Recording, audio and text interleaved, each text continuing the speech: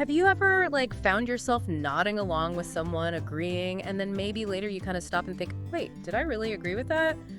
Or with something else going on, maybe, wanting to look good or get ahead. That little voice questioning the agreement. Well, today we're diving into this really cool imagined story. It's about two friends, a coffee shop, and a conversation that kind of pulls back the curtain on how influence really works. Well, subtle nudges. We're really glad you're here with us to unpack some, honestly, quite insightful stuff about how we interact. Definitely. And we want to give a big thank you to Rational Ruminations for the core idea behind this deep dive. Oh, absolutely. And huge thanks also to Gemini 2.5 Flash for dreaming up this amazing story we're looking at. And of course to Notebook LM for the voiceover and putting this whole deep dive together. Right. So our main focus today is this imagined story. It's called The Epistemology of Influence, Sarah's Awakening. And honestly, it's like a little masterclass. It really is. It shows how, personal relationships and these tiny, subtle influences can seriously shape what we believe, how we act. Totally. We're going to use this story as our guide, basically, to explore those often hidden dynamics, and also this fascinating technique called street epistemology. Our mission here is really to peel back the layers of this story, find those little nuggets of insight about how we see ourselves, those tricky human interactions. And how street epistemology actually works in practice. Exactly. The goal, like always, is to get you that knowledge quickly but properly, give you those aha moments about the things that quietly steer us. Okay, let's dive in then. The story kicks off at the Daily Grind coffee shop. You can almost smell the coffee, right? Hear the background buzz. Yeah, that comfortable vibe. And it sets the stage for Liam and Sarah's friendship. They go way back, college friends. Seeing each other through everything, breakups, job changes, countless late-night talks. But Liam, who's described as really observant. A keen observer, yeah. He starts noticing something different about Sarah. It's subtle, but it's there. It's that kind of change you'd only pick up on if you really know someone well, isn't it? For sure. And apparently, Sarah, who usually has opinions all over the map, seems to have narrowed her focus quite a bit. Especially when it comes to her new boss, this Mr. Henderson character. Yeah, it's like suddenly her opinions just line up perfectly with his, almost too perfect. Yeah, like they're always in sync. Yeah. And it's not just agreement, it's the way she agrees. Yeah. The intensity. Intensity is the perfect word. It's not just, yeah, I agree, it's this.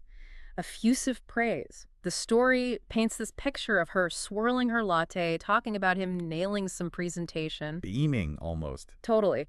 She says, and this is a quote, "His insights are just on another level. I told him he should write a book." Wow, okay. And she genuinely thinks he's one of the best I've ever worked for. Reading that, I couldn't help but think she sounds a little starstruck. What does that level of praise signal to you? Well, yeah, from an observational angle, that kind of almost childlike adoration.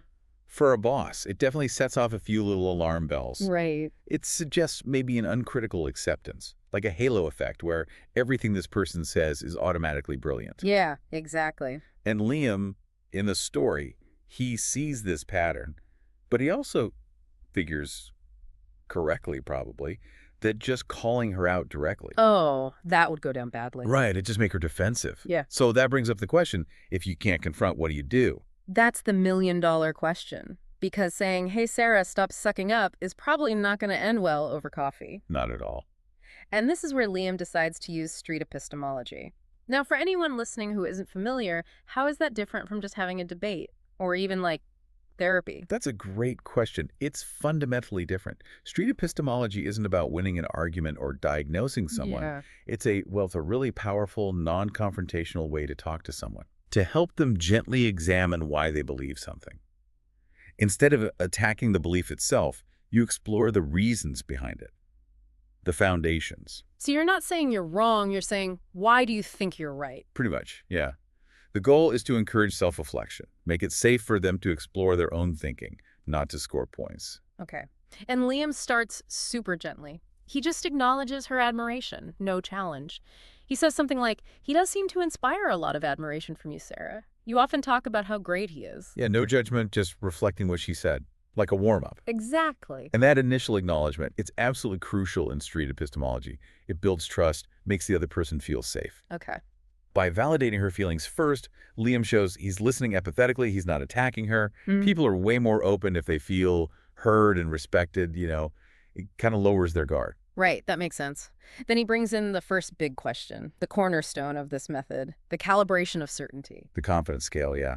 He asks, when you say agree with him, how confident are you, like on a scale of 0 to 100, that your agreement is purely from your independent assessment? And not, say, because you want him to see you favorably. It sounds simple, but it's doing a lot. It's not just about getting a number, is it? No, not at all. Asking her to put a number on it isn't just about getting a value. It establishes her starting point, her level of conviction. But it also subtly invites her to think about why she's so certain. Like a little internal audit. Exactly. It sets the stage for genuine inquiry. You're asking the person to just look inward for a second. And Sarah's response, immediate, vigorous, well, 100. Definitely 100. Zero hesitation. Ooh, right there. Her reasoning is basically, why wouldn't I agree? He's always right. It's not about being seen favorably. It's just smart to recognize good ideas and align with a strong vision. Okay. What does that instant, rock-solid 100% tell you? Well, that kind of immediate, unwavering certainty, Yeah. it often signals a belief that's deeply held, but maybe hasn't really been examined closely. For Liam, that 100% is the perfect starting point. It highlights those psychological blind spots we all have, where our beliefs are kind of protected, not by logic, but maybe by comfort or habit or convenience. Or wanting to impress the boss? Potentially, yeah. Yeah. If you say, I'm 100% certain I agree because his ideas are objectively superior, it suggests you maybe haven't really considered other possible influences on that agreement. Okay, so Liam's got this 100% on the table. He knows he needs to gently probe that a bit. Test the edges. Yeah. So he moves to a hypothetical. He asks, so if Mr. Henderson proposed something that, after your independent assessment, you genuinely felt was incorrect or, not the best way forward for the company, how likely would you be to actually voice that disagreement to him? Ah, the hypothetical challenge. It's a clever way to reveal potential inconsistencies. So. Well, it tests the limits of her stated certainty. If her agreement is truly 100% independent and based on merit, then theoretically, she should be willing to disagree when her own assessment differs. It gently pushes her to compare her stated belief, I agree, because he's right, with her potential actions in a tricky situation without being accusatory. And this is where we see the first crack. Sarah hesitates. The story says she twirls her hair, which is apparently a tell for her. The nonverbal cues. Yeah, and her response isn't a straight yes or no. She says, well, I mean, he's Mr. Henderson. He usually thinks things through. Deflecting slightly. Totally. If I thought something was wrong, I'd probably ask clarifying questions first, make sure I fully understood his perspective and her reasoning. Because 9 times out of 10, he's already considered everything. It's an interesting sidestep. It really is. And Liam, crucially, doesn't let it drop there. He gently presses. And let's say after those clarifying questions, you still genuinely felt it was incorrect or suboptimal. Would you then present an alternative viewpoint, even if it meant directly contradicting his initial idea? Pushing a little harder. Just a gentle nudge. And what's fascinating is how common Sarah's reaction pattern is. That hesitation to really contradict, that's not just Sarah, that's human. Really? Why is that? We're generally wired to avoid confrontation, especially with people in authority. It often comes down to a deep need for social acceptance, maybe a fear of negative consequences, rocking the boat. Yeah, nobody wants to be that person. You can almost feel Sarah getting uncomfortable here. Her usual energy kind of dims. The tension rises. And her answer really shows that internal conflict. Well, it depends on the context, right? You have to pick your battles. The classic justification. And honestly, it's rare that I genuinely think he's wrong. More often, it's just about finding the best way to support his vision. The whole vibe changes. So if this avoidance thing is so common, how does street epistemology get around that defensiveness? Subscribing is the only way to keep the cows from learning TikTok dances. Oh my God. The stakes have been raised. I know, it's like we have to save the world. Yeah, we have to protect the internet. From dancing cows. It works because it doesn't try to break down the wall. It kind of walks around it. Yeah. Instead of arguing against her belief or her tendency to avoid conflict, Liam's just asking her to describe her process. By using hypotheticals, he's not saying, you're weak for not speaking up. He's essentially asking, help me understand how this 100% certainty plays out in these different scenarios. So it shifts from a challenge to a joint exploration. Exactly. It makes Yeah. it way less threatening, much more inviting for self-discovery. And then Liam uses another really key technique, summarization. He just reflects her own words back to her, neutrally. Mm-hmm. So it's rare that you genuinely think he's wrong. And in those rare instances, your approach would be to support his vision rather than offering a direct counterargument. Is that a fair summary? So simple, but effective. Oh, incredibly effective, because it lets Sarah hear her own reasoning played back. Sometimes hearing your own words reflected can highlight things, inconsistencies, maybe nuances you didn't quite notice yourself. Like holding up a mirror? Exactly. It creates a little bit of distance, Yeah. lets her look at her own statements more objectively. Just, Yeah. is this what you meant? And her agreement is slow. She's looking away. Yeah, I guess so, she says, almost whispering. I mean, it's about being a team player. You don't want to be the person who's always raining on the parade.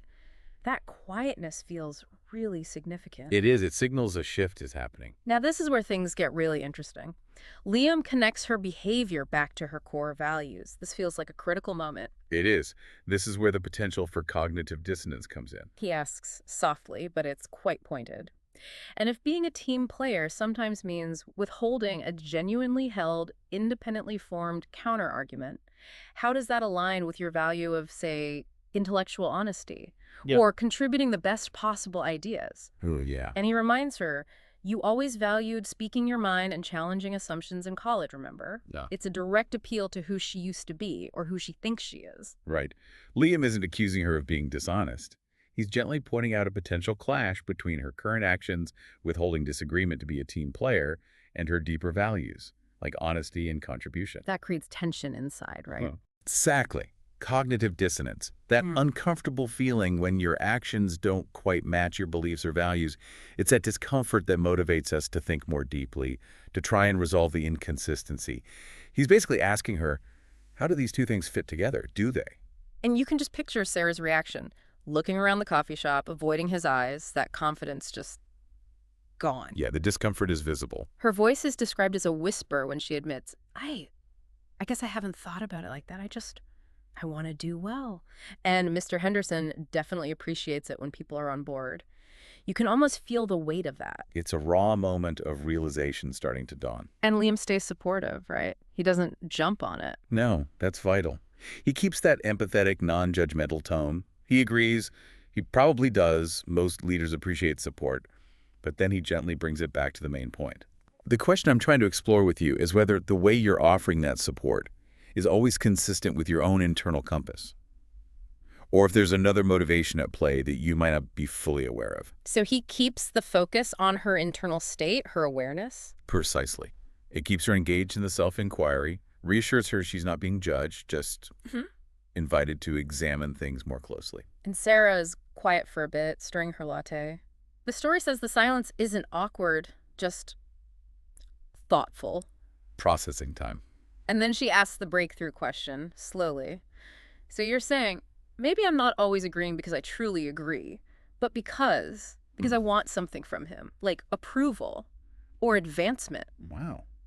She got there herself. Yeah, it's like the idea just clicked into place for her. And notice Liam's response here. It's masterful. He doesn't say, yes, that's it. No, what does he do? He gently reframes it, putting the ownership squarely back on her. He says something like, I'm not saying you were doing that, Sarah. I'm just asking if, given our conversation, you still feel 100% confident that it isn't a factor at all. Or if perhaps there's a small part of you that's now wondering about it. So he doesn't confirm her fear, he just asks if the possibility has emerged. Exactly. He avoids telling her what to think. Yeah. And by suggesting maybe just a small part is wondering, he makes it much easier for her to admit doubt without feeling like her whole previous stance was completely wrong. That subtlety is key. And that leads to the big moment. Sarah lets out this little shaky sigh. She finally looks right at Liam, and there's something new in her eyes, uncertainty, maybe realization dawning. The shift. And she admits it. No, I'm not 100% confident anymore. Maybe there's a little bit of that. I really hadn't seen it. It's uncomfortable to think about, to be honest. That's the breakthrough. It feels profound. That quiet admission, after all that gentle questioning, it really shows the power of this approach, doesn't it? It's a serious moment of self-discovery. It really is. That admission shows the cognitive dissonance has done its job. For the first time, she's acknowledged a potential blind spot, a hidden motivation. It's not about instantly changing, is it? Not at all. It's the crucial first step towards genuine self-awareness. And from awareness comes choice. It just perfectly illustrates how asking subtle questions can achieve what direct arguments almost never do, helping someone shift their own internal perspective. So where does this leave, Sarah? And what's the takeaway for us listening? Your journey to deeper understanding starts here. NavigatingBeliefs.com. Sign up. It's free. So it's not just learning, it's an adventure. Yeah, like a quest for knowledge. Liam wraps it up supportively. Yeah, his closing remarks are great. He tells her basically, yeah, it can be uncomfortable, for sure, but recognizing something, that's the first step if you want to decide whether to change it. No pressure to fix it immediately. None at all. He says, you don't have to decide anything now. Just keep it in mind. Maybe observe yourself a little next time you're interacting with Mr. Henderson. Just plant the seed. Exactly. And the story concludes by saying, the coffee shop felt quieter, the conversation deeper. That seed of doubt, planted carefully with questions, not accusations, had started to sprout. She wasn't suddenly cured of being, maybe a bit sycophantic. No, but for the first time, she was really seeing herself, seeing the reflection in the mirror, and connecting it to the bigger picture. It just highlights how powerful that kind of gentle inquiry can be. Yeah, peeling back the layers of our own motivations. And this kind of influence, the quiet kind that steers us without us always realizing, it's probably way more common than we think. This whole imagined story of Sarah's awakening is just, it's such a great illustration of how easily we can be influenced by stuff that isn't just pure logic or reason. Absolutely. It really makes you stop and think, doesn't it? How often do our own internal compasses get nudged off course by those unspoken desires or external pressures or wanting to be the team player? The potent question. And maybe the final thought for everyone listening is, what small, curious question could you ask? Maybe yourself, maybe someone else, to gently unpack those hidden influences in your own life.